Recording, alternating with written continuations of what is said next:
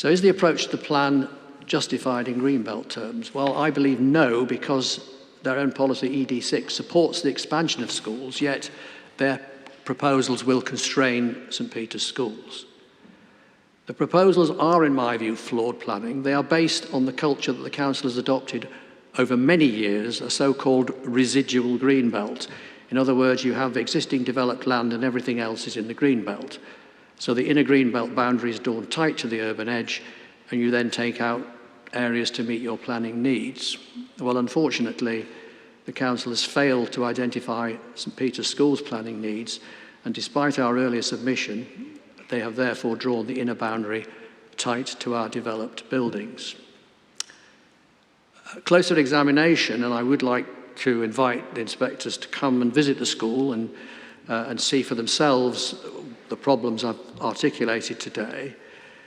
The closer examination shows that the existing proposals do not meet any of the three Greenbelt purposes, in that development of this southern area will not lead to urban sprawl at the southern boundary, as there is a 4-metre high, recognisable and permanent flood bank at the edge of the school site.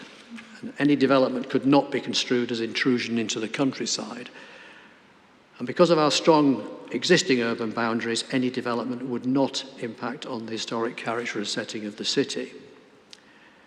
The obvious and sustainable boundary of the Greenbelt is, as I've said, should be a 4-metre high flood bank, and the existing proposals are not justified in terms of the future plans of the school or in meeting Greenbelt proposals. Thank you for listening to me today, and I hope we can move this matter forward. Thank you very much. Mr. Tucker. Yeah, if I can add, obviously this is another case where we're looking to rely upon the detailed proposals that were submitted last July to the authority, and which haven't been taken into account. In fact, the boundaries proposed to be drawn even tighter in relation to the historic buildings of St Olave's School, and the effect of Greenbelt will be to constrain the delivery of that proposal. It's one where quintessentially you need to go to see it on site to see the nature of the embankment and the severance effect that has in any event. So nothing to add beyond points that have already been made.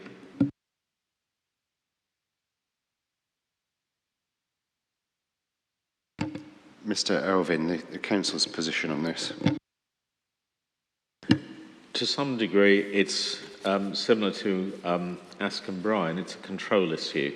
The difficulty, again, with the proposals is is the area that we're dealing with immediately to the south of the school buildings, which is proposed primarily for sports pitches, although not entirely. If you look at Appendix B to the school's hearing statement, is this forms part of a narrow green wedge element, which you'll see on the proposals map, which runs on either side of the river to the northwest. And so it is a very sensitive location.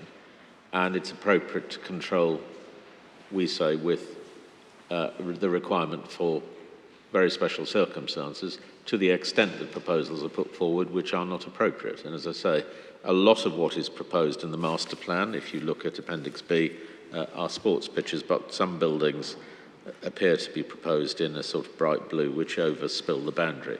And it may well be that that is not an issue, given that they're drawn tight to the existing buildings in the Greenbelt boundary, more or less. But it is an area where it is critical to maintain control over the openness of this part of the Greenbelt. And you'll see, if you go back to the inner Greenbelt boundary definitions in the addendum paper, which is CYC 59C, Annex 3, this issue of the inner boundary is looked at 211, let me just get the page, at 204 to 211.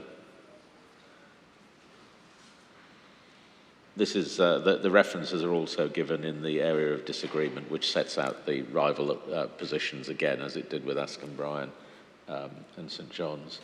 And an alternative boundary along the Bund was considered, but for the reasons set out there, not favoured. So it's again, one which, a position where the council thinks this is a location where control is required to ensure maintenance of the openness of this narrow strip on either side of the river, and therefore drawing the boundaries as broadly as the school proposes would not be appropriate in those circumstances. I think that's the main position. And since the land is proposed to be kept more or less open on both sides of the bund, the bund ceases to be a useful boundary feature. The school proposes to draw the boundary along the bund, but then the master plan shows sports pitches on the other side. So it isn't a logical boundary for these purposes. And again, it comes back to the issue of necessary degree of control. Not unsympathetic to the school's position, of course, but just wanting to make sure that everything is controlled properly through the development management process.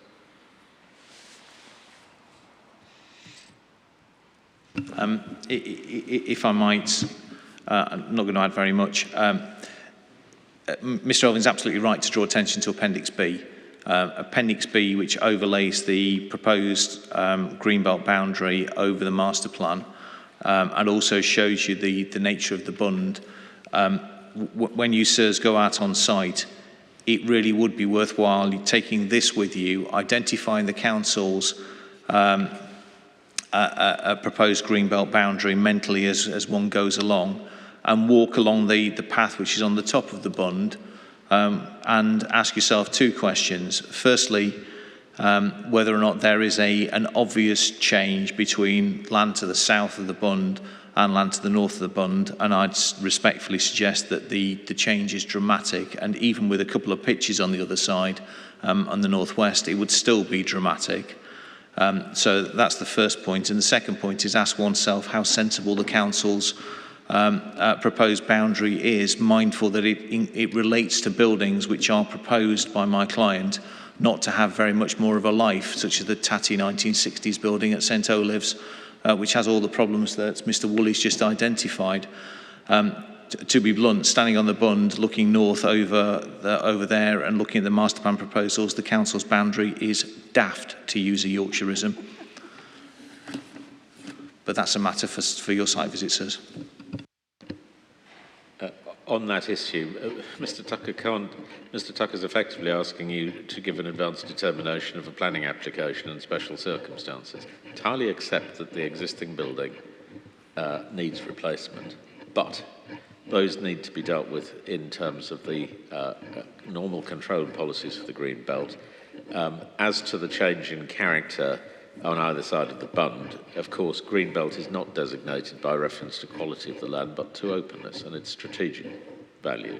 That is the reason it's included, not because there aren't changes, but because it is strategically important to maintain control over it. Thank you.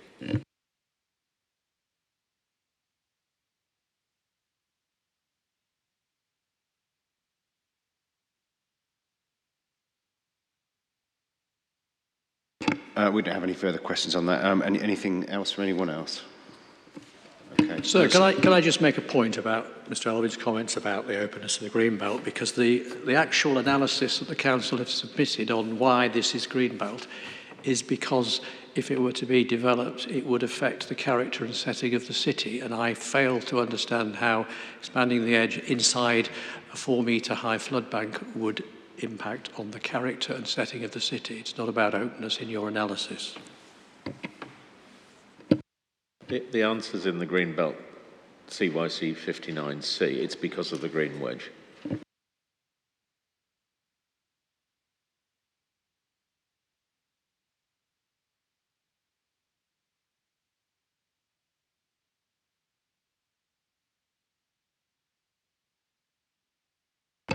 Okay, thank you.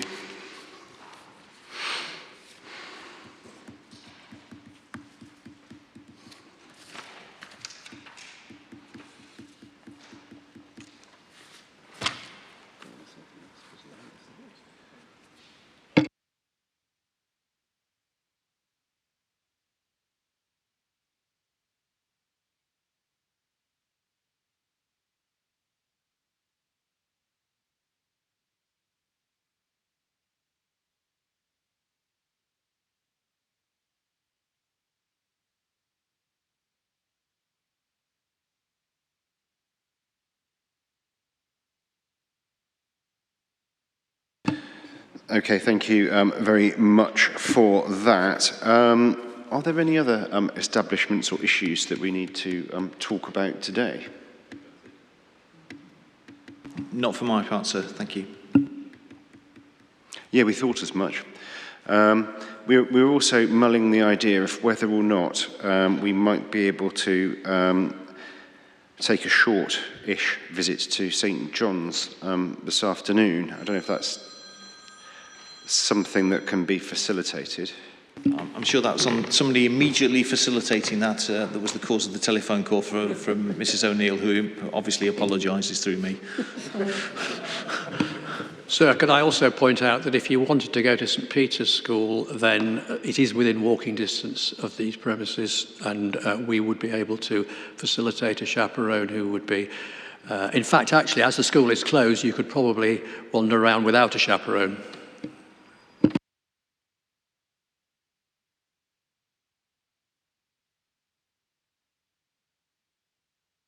Yeah, I think what I'll do is I'll adjourn the hearing now for the day, and we'll discuss. We want something to eat before we go off, rather than once we get there. So you won't be hosting or anything like that.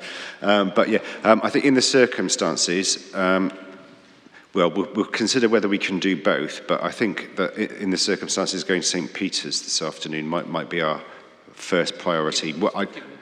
Yeah, given that it's closed, that might make things easier both for us and also for the school. I don't have much of a sense of how long that might actually take us. So it's then the question of whether or not we get on to St John's as well. But I'll adjourn and we can sort that out while we have a bit of lunch. So just on the detail, at St Peter's, we'll make sure the people on reception know that you're coming if you are coming. They will just sign you in and then you can wander as you see fit.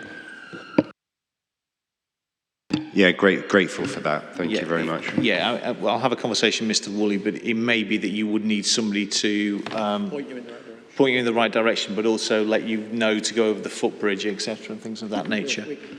So a chaperone might not be a bad idea, just to at least show you where you're going. Thank you, sir. Excellent, thank you very much. Okay, unless there's anything else, it's now 12:05 and I'll adjourn the hearing then for the day to resume tomorrow at 9:30. Thank you. Thank you, sirs. Thanks, everyone. Thank you.